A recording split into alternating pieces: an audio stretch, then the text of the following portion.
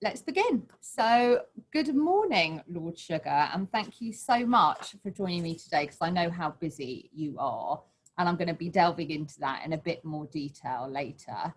So I'm going to talk to you about a few topics. I think I've got about 45 minutes of your time. Now, I want to discuss your path and how you got to be so successful, what your advice would be for anyone that's starting out. We're obviously going to talk about COVID and its effects and what you think businesses need to do. And of course, we're going to talk about The Apprentice. So it's quite well known how you started your business, but obviously there are a lot of people on the call, a lot of people watching. So for those that don't know, can you just give me a quick synopsis? Well, I've always been, as a child, as a school kid, you know, from the age of about 14, was, very interested in electronics, and used to make my own things called crystal sets, which none of your guests will know what I'm talking about, not a clue. But anyway, a crystal set was something that you cobbled together with a few components, and you were able to pick up radio signals and all that. So from then on, you know, and I was quite good at school in chemistry, physics, and metal and engineering. So that's my background, really. So my first real jobs were working for electrical wholesalers or tape recorder manufacturers. And then I decided to start my own, really, and that was it. So I was chief cook and bottle washer for my last employer, selling stuff, delivering the stuff, collecting the money. And I thought to myself, well, I might as well do this for myself one day. So that's what I did. Absolutely. So I want to ask, my stepson Oliver's 15 and he's convinced that he's going to be hugely successful, and not in necessarily an arrogant way, but just a very confident way. Did you know when you were growing up in like humble beginnings that you were going to be successful? Was that kind of like your aim and determination in life, or did it just happen that way? No, I think the thing is, you've got to understand where I came from. I was born into a working class family, very hard working class family in the council flats. We basically never had any money, really. So if you wanted anything, I soon learned that from about the age of 14 or 15, if I wanted something, I had to go and get it myself. Not that my parents wouldn't assist. So it's a hunger, really, for making sure that I don't end up, if you like, as poor and deprived as, say, my family was. So that was it. And then there's this entrepreneurial spirit that I was fortunate to have within me, capable of spotting opportunities and doing things. Yeah. And as I've said, and must be 1,000 times in the past, you cannot go and buy a bottle of entrepreneur juice in Boots or an entrepreneur book in W.H. Smith.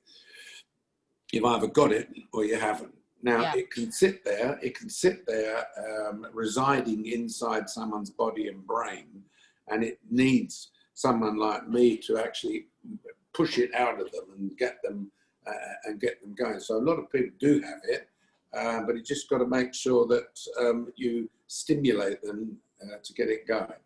And so your children have the same entrepreneurial spirit? Well, I think they do. Yeah, I think a couple of I think my sons do. That's for sure. Yeah. And I'm watching the grandchildren now who are growing up. I've got a 27-year-old grandson and a 24-year-old, 25-year-old grandson, and they're doing quite good. It seems, and of course they're always asking me for a bit of advice here and there. Well, I was exactly, that was my next question. So I know you've probably been asked 100 times what qualities do you need to succeed, and for any budding entrepreneurs, what would your advice be to them? So what it would be is make sure you've got an uncle who's got 50 million quid, who's on his last legs and is about to die, and leave it to you. Okay, let's assume there are lots that don't have that. No, okay. Well, there is no way of answering that question. I'm sorry. It is a question that journalists have asked over the years, and there's no way of answering that question. What qualities have you got to have? You know, I mean, there's no way of answering. You've got to be prepared to work hard. You've got to be prepared to be patient. You've got to be prepared not to be lazy. You've got to be prepared not to be complacent. You've got to be prepared to not feel that you're a big shot because you're working for yourself, and you've got to be realistic. All those kind of elements that go to make up a successful person. I understand, and this is an interesting question, and it might be it's interesting from a generational point of view, but it's an interesting question that was asked by Tim Oddie, who works at Mediacom. And he said, do you feel that your 20s are there for you to work as hard as possible and set yourself up to be in a good position career-wise for your 30s? Or is it more important to maximise your enjoyment in your 20s, focus a bit less on work with the idea that you've got many, many working years ahead of yourself to establish your career? That is a very clinical question. Come on, you can't categorize things like that. Okay, what I'm going to do is go to university, do my have my little romp around Australia in a little van, run out of money, call mummy and daddy for a bit more money, then come back, and then party finally at university, and then go and look for a job somewhere, and then play around all through your 20s, and then say, one day at 29 years old and 365 days to go, you'll say, oh, right, now I'm going to get serious. That is nonsense. Sorry, the question is nonsense, with all due respect. You either got it built in you or you haven't. You're either interested in your career, your future career. I mean, you look at Zuckerberg, for example. How old was he? How old is he? How old was he? Oh, God, like in his teens. Exactly. And who else? There was quite a few others, I mean, my friend Bill Gates, and my other friend Jobs. I mean, they were young blokes. So it's not a case of partying when you're or enjoying yourself in your 20s. You can still enjoy yourself. I enjoyed myself in building a business up. And I also managed to run a family, and also managed to allocate time for family events and things like that, and discipline myself to 5 days a week, and the weekends were for the family, really, except if I had to go abroad. Yeah, sure. So tell me, you've been involved in so many industries: technology, property, football, recruitment, swimwear. I mean, I could go on and on. Is there an area that you haven't mastered yet that you fancy having a go at? Brain surgery, I suppose, would be the next one. Might be a bit difficult. Well, I am a Doctor of Science, at Brunel University and London University. People ask me, what does that mean? And I say to them, well, what it means is that I can conduct therapy above the waist, not below the waist. That's about it. No, I mean, anything I haven't mastered. Not really. I mean, I've done everything. I'm a pilot. As you say, all those businesses that I've had, there's nothing that I would say that I would like to do and haven't done before. I'm in the House of Lords. It was lucky for me, or delightful for me, to be made a knight by Her Majesty the Queen, and then become a member of the House of Lords. I mean, I don't know what else one can do, really. Perhaps I can become the President of the United States. But you certainly have a chance, Sally. You certainly have a chance. We'll come back to that. So one of our clients, Holly from Nuffield Health, asked, I'd be interested to know about all the risks that you've taken, or one of the risks actually you've taken, which one you're most proud of because it paid off, and which one were you most surprised that actually came off? Yeah, I mean, it's a good question because a lot of my success is down to gambling. And when I say gambling, I mean it in a very serious and commercial gambling. I'm not talking about placing money on a horse or something like that. Yeah.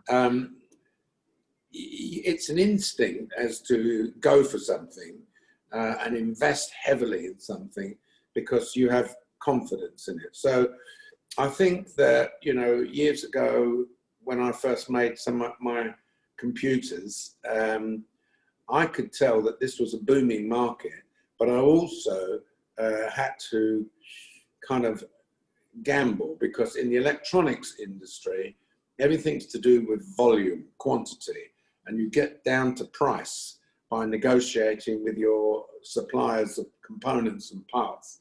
And of course, if you just want to put your feet in the water and make a few hundred, then it won't work. So I smacked down orders for 100,000 items at the blink of an eyelid without any orders, just from a gut feeling whether they would sell or not. And, and similarly, in the days of the mobile phone, I bought a mobile phone company that was defunct in Denmark. And I just knew it was right if it was run properly. And I slung a load of money in there and took a big gamble. And that paid off also. I ended up selling it to Bosch. And more recently, in the case of Amscreen, which is your business, the advertising. Yeah. I mean, I invested, millions into developing these roadside giant screens and in engineers and all that type of stuff. And funny enough, yesterday we had a board meeting, and they'd paid me back. All the loans and everything had been paid back, and they're running up and running. So gambling is I would think one of my best fortes, and but I just want to qualify. But what I mean by that is you can gamble from your own gut feeling in a business that you understand. Yeah. So I know that your loves include, obviously, apart from your family and friends, flying, cycling, football, Spurs. And so I have been asked to ask, have you been watching the All or Nothing Spurs series? And if Yes. you have, what do you think of it? And is it similar to when you were running it? Well, it's nothing like when I was running it. I mean, it's the host Jose Mourinho's show, isn't it? Really. Yeah. And I think he's getting himself ready for an Oscar, I should imagine. I mean, some of the. I mean, it's a little bit theatrical, isn't it? Really. I mean, you can tell the cameras are on them, and one thing I will say, my observation, and I could be wrong, it's all that bloody nonsense in the dressing room just before they go out in the, right, lads, we're going to do it. Come on, get on with it. Yeah, go on, we're going to win. Go on, get out. That's a load of bollocks, if you ask me. It really is. A total load of balls. Half of them don't speak English anyway. Yeah. And they sit there gaping at the managers, spewing out the same kind of motivational rubbish every time. They're not listening. Yeah. If these blokes have been playing football since they were 14 and 15 years old, they don't need to know what to do, Yeah. So Yeah. I think that bit is, and then of course there's that, quite amazing to see Daniel Levy being so vociferous. I know. Yeah, it's not like him. He's normally a bit of a, Quiet. Quiet, a bit of a hermit. But then again, you and I know from filming The Apprentice that we know you can start to see like action shots, and you can suddenly walk around the door. Hello, Jose. How are you? I wonder how many times he had to do that and retake it. Yeah. So I think you might have answered this question about Mourinho or Poch. Which one do you think was the better manager? I think Potch was good. I don't know what went wrong. I really don't know what went wrong. I know that I do have a dialogue with Daniel because, you know, I've known him for a long, long time, and we do talk about things. I do pride myself in making sure that what we talk about, I don't discuss with anybody else. But it's very unclear about why Pochettino left. My personal opinion, I don't know. They've got Jose, who's supposed to be a genius. He wins things and all that type of stuff. Let's see what happens. Yeah. Right. I'm going to move on to the topic of the year, I suppose, which is COVID. So it's obviously a really difficult time in the world right now. As I think I'm right, you spent lockdown in the USA and then in the summer in Europe and returned to the UK a few days ago. Have you noticed a difference in how different countries are dealing with this, and which country do you think has actually dealt with it the best? Okay, well, you're quite rightly. I mean, I was in America in January, February.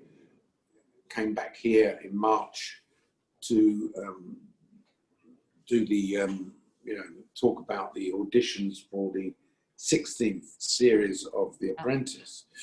And then kind of like all hell broke loose, you know, in March, as we know, worldwide. The Americans didn't handle it very well. My wife and I and my friends and immediate friends that were there did handle it well, because we took notice of people like Dr. Fauci, whatever his name is, whereas Trump took no notice of him whatsoever. And Trump, initially, as we all know, poo-pooed it as, this is the flu. It's all right. Don't worry, it's going to go away. This is end of April. We'll all be back to normal. I mean, the man's an absolute buffoon. But well, we know the rest. They are focused on trying to get the economy going again, and restaurants did start to open in May. We started to frequent restaurants as long as we were sitting outside and distancing away from people. And we did the right things. I mean, we were chucked off the beach in March, told we couldn't sit on our own private beach by the police, who, when I asked them why, they said, they don't know. I said, because, you know, I'm actually 200 yards away from the nearest person. Yeah. They said, well, you know, Palm Beach County says you've got to get off the beach. I said, oh, okay then. So we got off the beach. I suppose the rule was put in because of something like Daytona Beach, where the kids, thousands of kids joined together. Not very good in America. I don't think they handled it very, very well at all. And the daily, I mean, eventually Trump kind of banned Dr. Fauci and the lady from his daily press conferences because they were telling the truth, whereas he was internally cringing. Saying you should protect yourself with Dettol. Well, have a bit of Dettol on the rocks. And now, so I was there until about the 20th of June. I came home on the 20th of June and then stayed here for, fortunately, we had to go into quarantine because we came back from America. So, you know, I had to hang around at home for 2 weeks, and then we left early. Well, actually, no, I didn't quarantine for 14 days because the rules were that if I was leaving again, I could. So I left on the 5th of August, of July, went on my boat, and we went to Mallorca and the Balearic Islands. There, you wouldn't have known anything was different really in the main high streets there, quite frankly. There was no scaremongering and all that stuff. Business seemed to be back to normal. places like Ibiza that we moved on to was like a ghost town, a complete and utter ghost town. Minorca wasn't too bad also, but very obviously seemed to be a little bit more cautious. And then we shot up the coast to the northern part of, to the southern part of Spain, and then moved our way around to France. And in France, we spent some time in France, in the south of France. And again, I was shocked. I mean, Saint-Tropez, absolutely shocked that the market was open on Saturday. They have a market every Saturday. Yeah. I mean, I didn't go in it. I just stood there observing it. There was thousands and thousands of people. Admittedly, a lot of them were wearing masks and all that stuff. But no social distancing. Yeah. Anyway, then, of course, we were floating around from France to Italy, and then it came the news that France was a place where you had to quarantine if you came back from. So I stayed in Italy for the last 3 weeks of my journey. Italy, again, San Remo, a place which was busy, very, very busy, but seemed more conscious of social distancing and all that. Places like Forte dei Marmi and all that stuff. Again, bloody great big markets there. I could not believe it. Yeah. Thousands, no, not hundreds, thousands of people crammed together 2 feet apart. And I thought, what is the matter with them? You know? Yeah. So I don't know how Italy has not been shut down either, quite frankly. I mean, when I say shut down, I mean, 14 days quarantine. I think that might be coming. So onto the UK, what do you think of Boris, and how do you think he's handled the crisis? I mean, your mate Piers Morgan's been slating him. I think mainly it's because he won't go on his show. But do you think? Well, I don't blame Boris or any of the ministers working in this government not to go on Piers Morgan's show, because Piers Morgan's show is all about getting, bombarded, interrogated, and not even allowed to put your point over. Yeah. So it's all about Mr. Piers Morgan. It's about nothing else. And I'm telling you, whoever's listening in here, he don't give a shit about most of the stuff he's talking about. It's all about him, trying to make himself the Florence Nightingale of the 2000s. And he's tantamount to ridiculous, right? Tantamount to ridiculous. Now, as far as the government is concerned, this is an unprecedented crisis that has hit us, right? Mm. And what I say to a lot of these commentators, and I would say it to Morgan also if I was speaking to him, is why don't you just shut up, put your head on the pillow at night and think to yourself, what would you do? How would you handle it? It's all very well criticizing all the time. Why didn't you do this? Why didn't you do that? We didn't know anything about it when it first started. You remember there was a big period of time when it was all about ventilators, not enough ventilators, not enough. Yeah. Now you don't hear the word ventilators mentioned. Yeah. We got over that because the medical profession has found out that you can deal with serious cases by steroids, right, for example. Right. So there was one crisis that went. Then you had masks, weren't enough masks going. Well, it only took 2 weeks. China switched on, and now there's masks coming out your ears. Everywhere you go, they've got them in the shops. They're offering them to you virtually free of charge. I sympathise. I'm not a Conservative supporter, and I'm not a Boris supporter in the sense of I never forgive him about Brexit. But what I will say is that they're doing the best they can. The Chancellor came up immediately with some protection for individuals with the furlough scheme, with making sure people had money in their pockets, assisting small companies, deferring VAT payments and all that stuff. You know, I'd like to think about something else. This is an unprecedented thing, okay? You don't know what's happening. We're learning as we're going along. Hopefully it feels like it's a bit of a toss-up, though, between the health of the nation and the economy, doesn't it? It feels like it's like this. I don't think so in the UK. Certainly in America, you're spot on. You're spot on. It's not a toss-up. It's economy only in America. But here, look. Let me put something else to you. Right. Yeah. This is a disaster, a national disaster, a worldwide disaster. But let me put something else to you.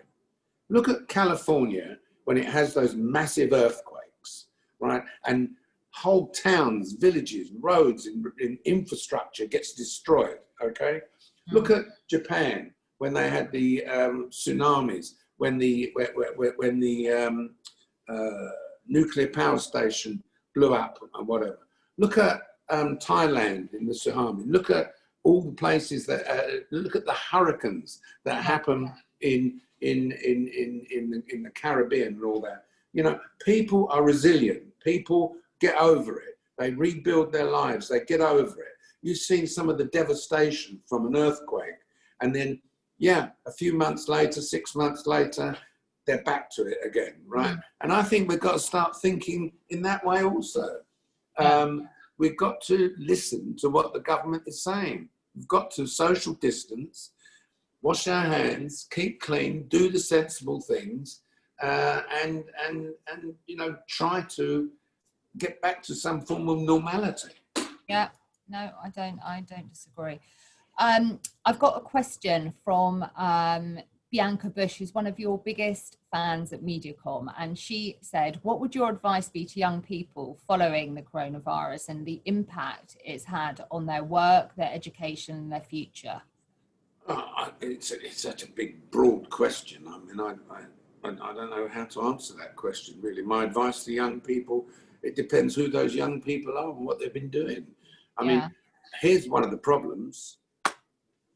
If you don't get back to work physically into the work environment, if you sit on your bum in front of your laptop trying to work from home, as a young person, you ain't going to learn anything. You're not going to pick up your tricks of your trade.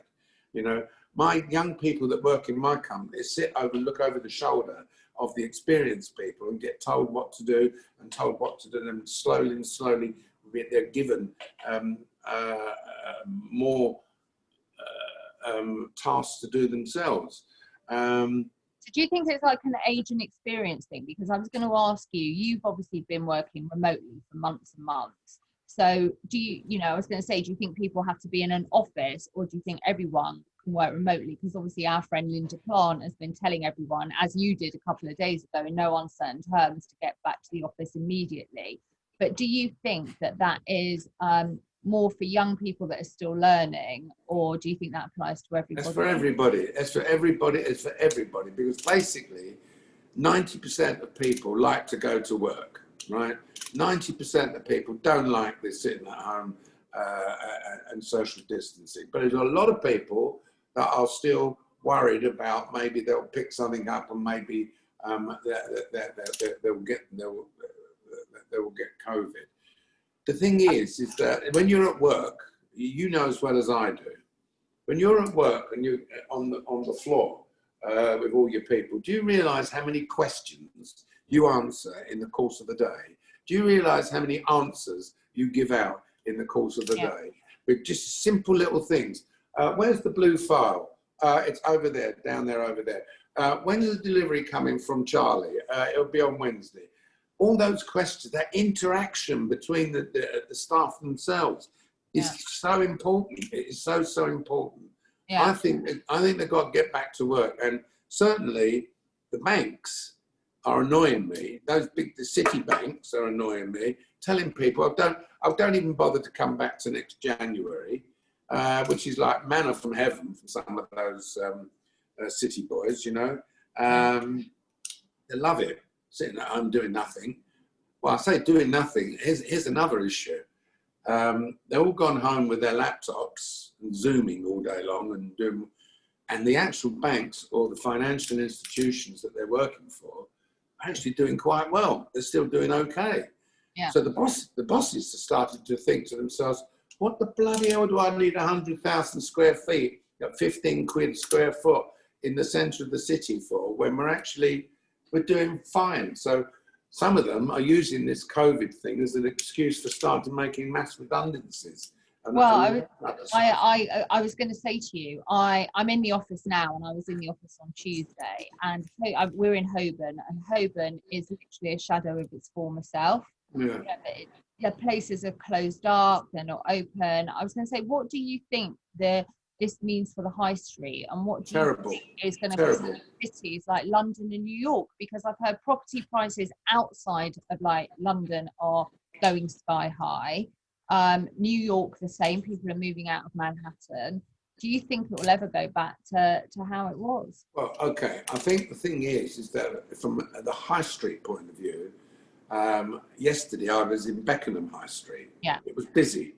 It was busy. People were walking backwards and forwards, doing their shopping with their shopping carts and this, that and the other. The city that you're talking about, Holborn, and all that place, it's like a ghost town. And for those retailers that are paying high rents to be in those areas, that have enjoyed business from the tens and hundreds of thousands of people that are employed in those offices, are suffering very, very badly. I think the general high street in more of the outer London, outer central London areas is not too bad. But certainly, I mean, Oxford Street, still quite busy, actually, I think, Oxford Street. But if you go to, well, what's the name? You know, any of the streets in the city there, it is dead. It is totally dead. Do you think it'll ever go back to how it was?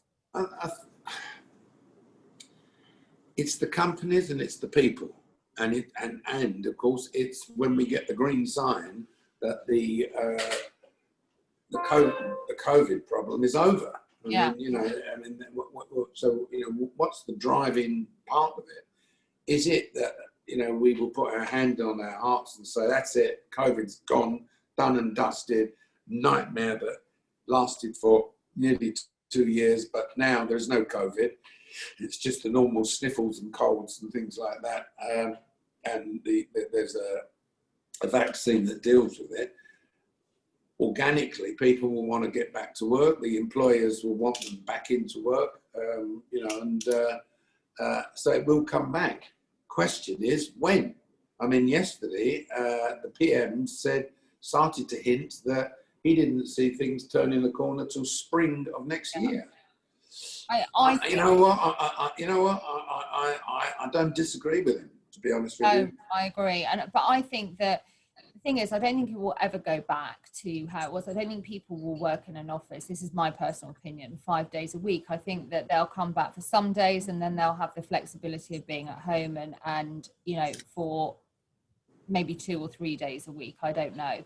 But well, I think they've got to be careful. They've got to be careful, because I tell you what I touched on earlier on was that companies start to realise that actually we're doing all right without 2,000 people. You know, actually, I can get rid of some of them. So they need to be careful. That's all I would say, because I think that being a bit complacent and liking the fact that you're sitting working at home while you're being paid is not going to last forever. Okay.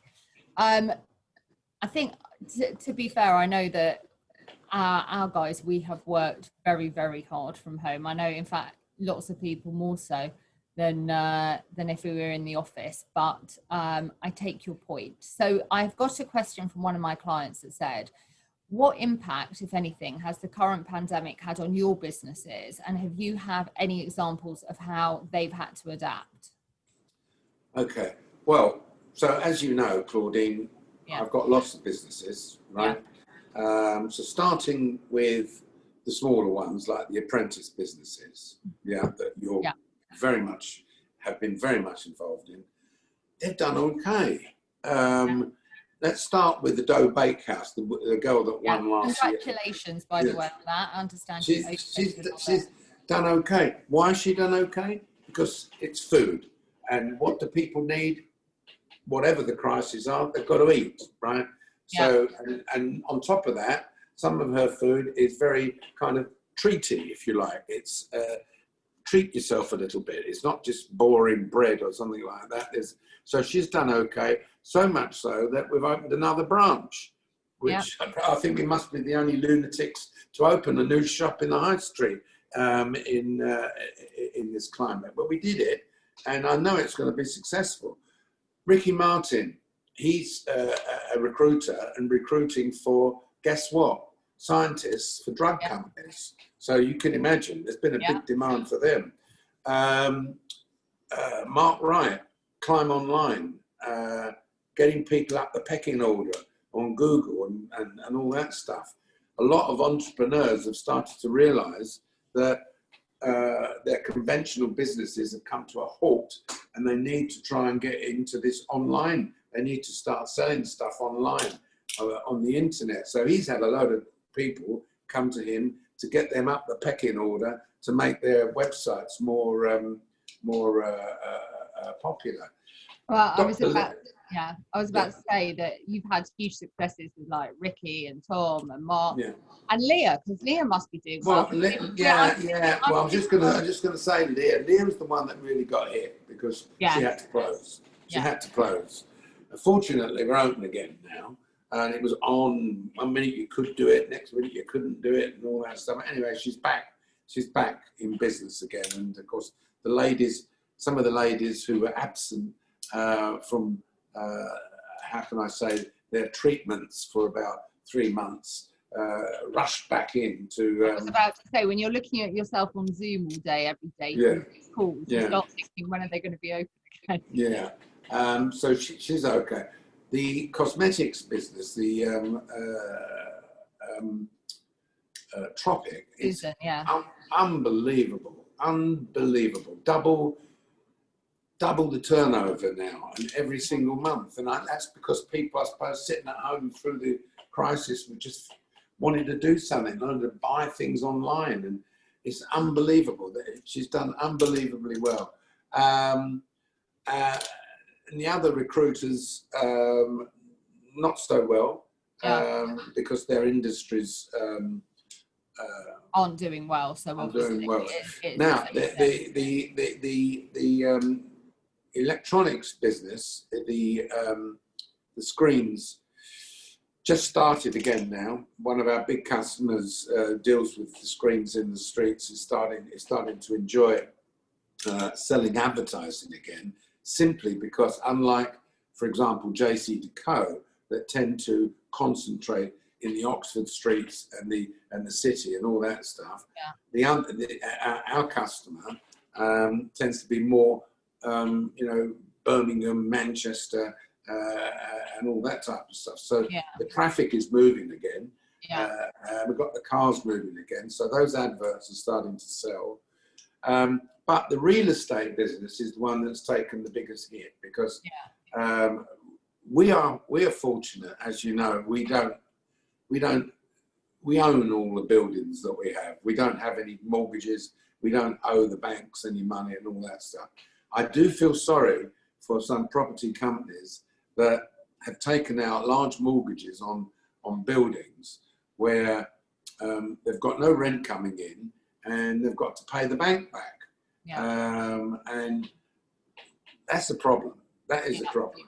And I think that in January, February of next year, we're going to see some disasters. I'm going to be interested to see how the banks handle this. What are they going to do? What are they going to do with all these people that have borrowed lots of money on commercial real estate? Is it going to be 2007 all over again? Are the banks going to get tough? Are they going to foreclose? Or are they going to sit and listen to people? But there are some genuine cases of places closing down. Itsu, for example, was closed down. I was just about to say they were one of the ones in Holborn that I went to go to the other day, and it wasn't open. Yeah, they've closed down. They've gone into this. What's it called? I can't remember. It's not like a Chapter 11. It's something else where they. Debenhams have gone.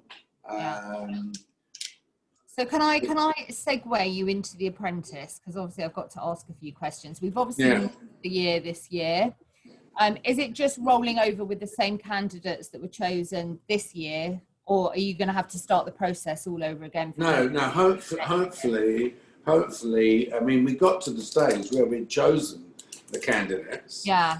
We had our lineup, and they're there sitting on the back burner, waiting for information. You know, waiting for us to give them the green sign.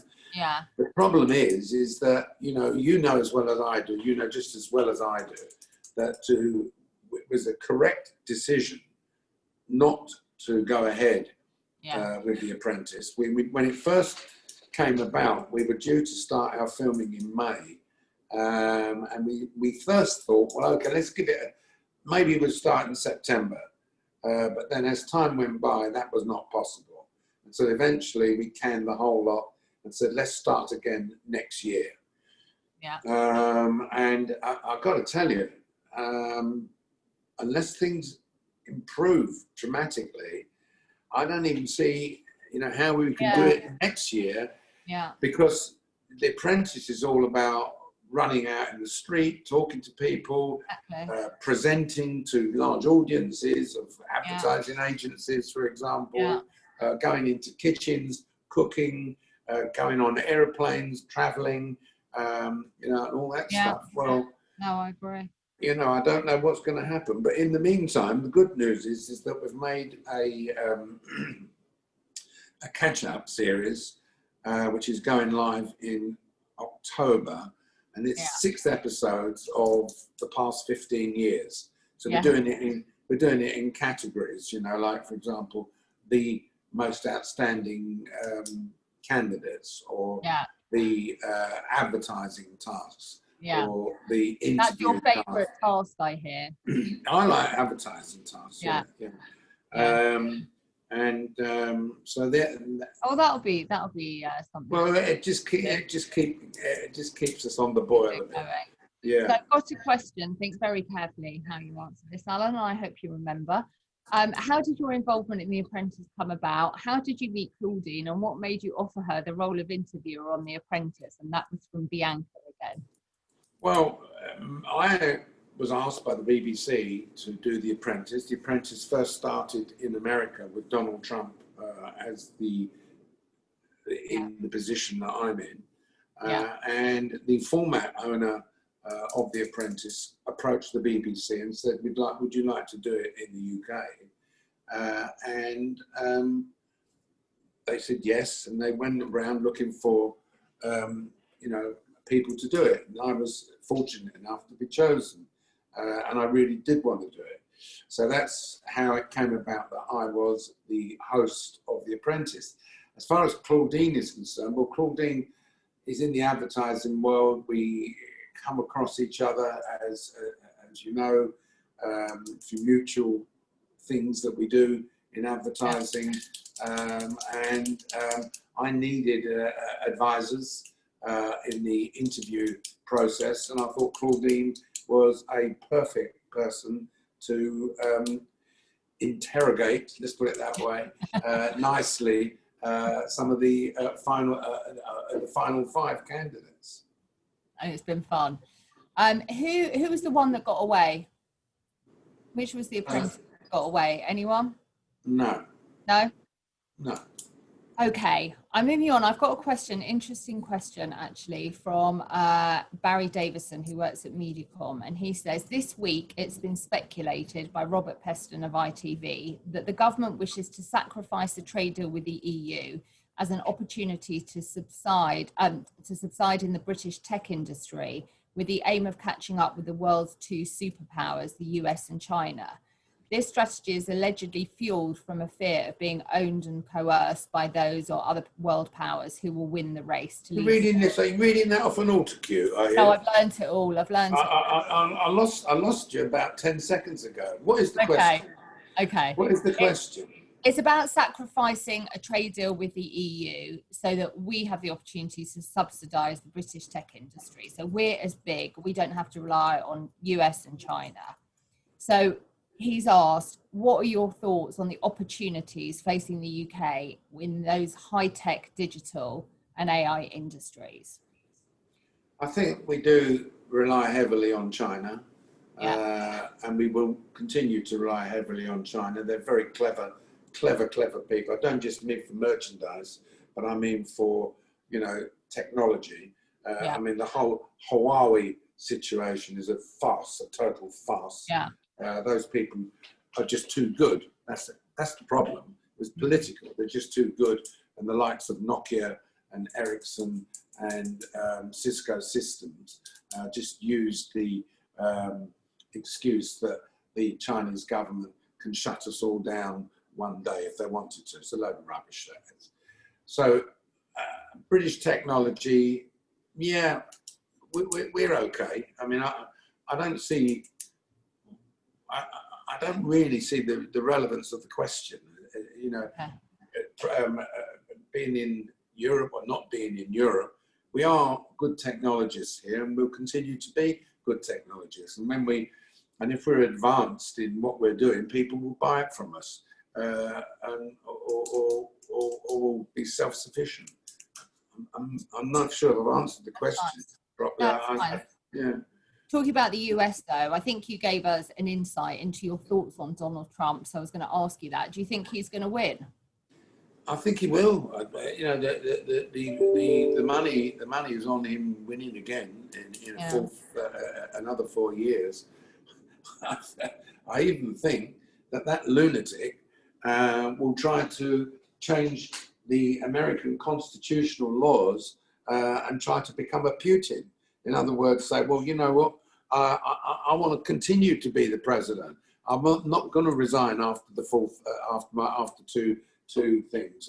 I spoke to some American friends, and they said, impossible. It cannot be done. It cannot be done. The founding fathers said that you can only do 2 terms. So don't talk to me about impossible when it comes to Donald Trump.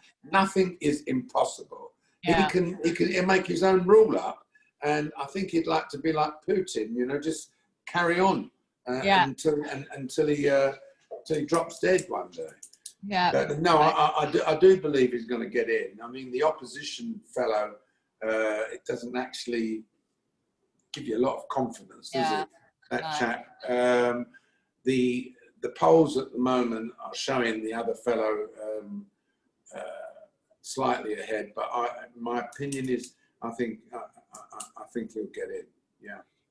You very openly kind of left the Labour Party when Jeremy Corbyn was leader. How do you think that Keir Starmer is doing? Do you think he's doing a good job?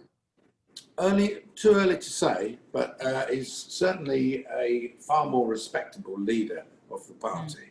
So I think that's great, because it is a great party that I was, you know, a member of.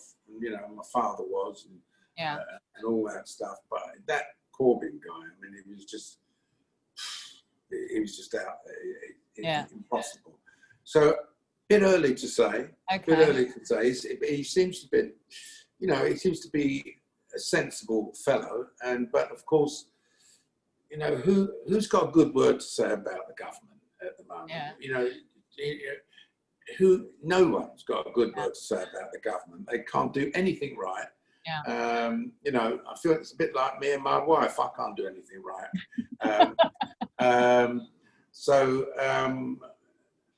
I don't know. It's a bit early, but look, let's get this COVID thing over. I mean, if you think about it, the Brexit thing is kind of been kicked into touch, isn't it, really? If you think about it. We don't even talk about it, the ramifications of it, of Ireland. Is there going to be a border? Isn't there going to be a border? And all that type of stuff. I mean, there's a lot got to happen there. No, I agree.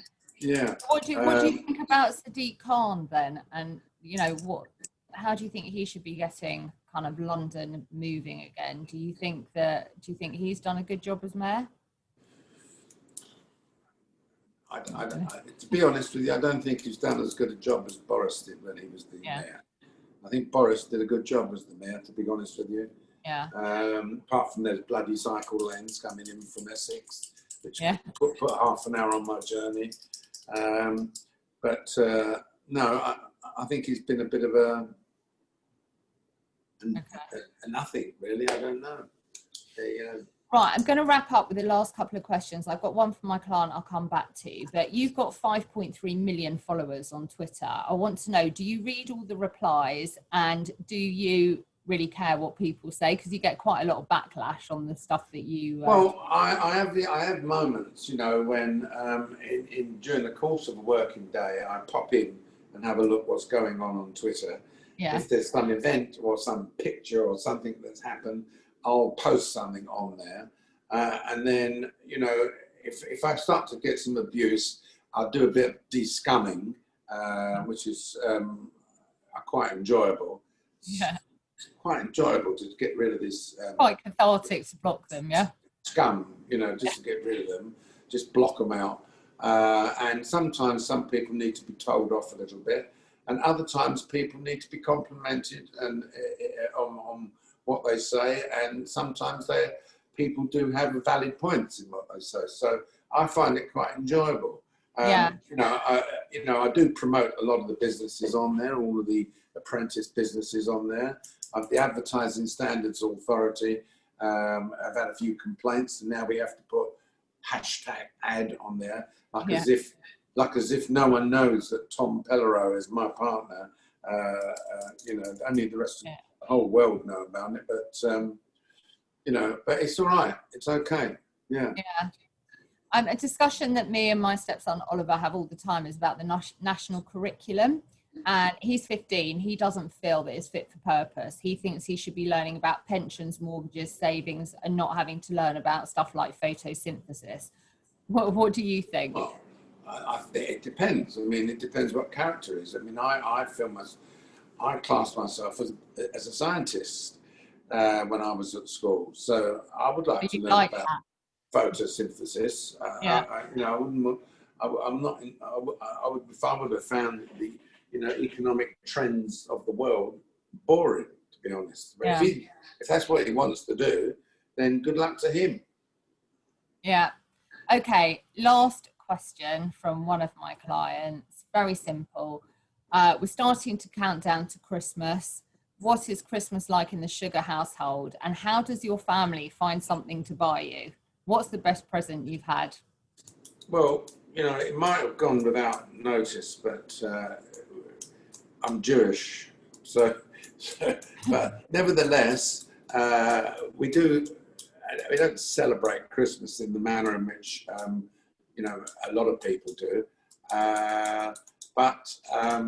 Yeah, it's a time of the year. It happens to coincide with the end of the year, so you know, we tend to congregate, get together.